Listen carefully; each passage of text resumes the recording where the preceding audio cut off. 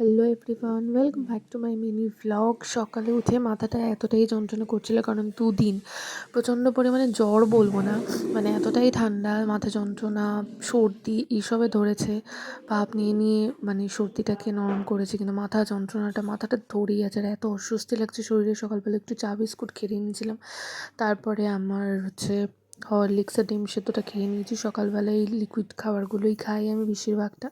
ডিম সেদ্ধটা থাকে, আর সেদিন একটু শরীরটা ভালো লাগছিলো বলে মা বলে পুজোটা দিয়ে নে। তো এখন আমি পুজোটা দিয়ে নেবো। আর আমি খুব তাড়াতাড়ি মানে স্নানটা সেরে নিয়েছিলাম, কারণ খুব সুন্দর রোদ উঠেছিল, রোদে একটু বসবো বলে।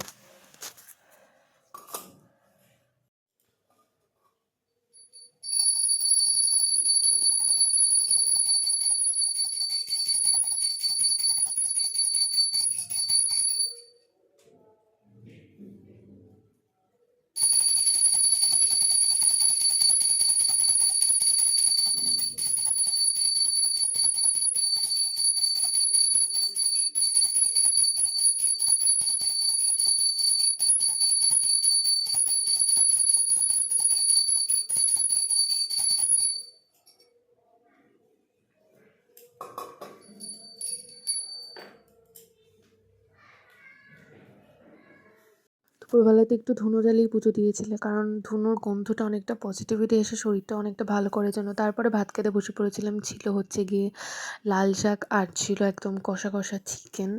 তো মানে যদিও সর্দির মধ্যে কিচ্ছু খেতে ভালো লাগছে না, প্রচণ্ড গন্ধ পাচ্ছি, কিন্তু যেটা রান্না হয়েছে সেটাই তো খেতে হবে। আর প্রত্যেক দিন আমি একটা রকম শাক তো খাবোই, ম্যান্ডেটারি।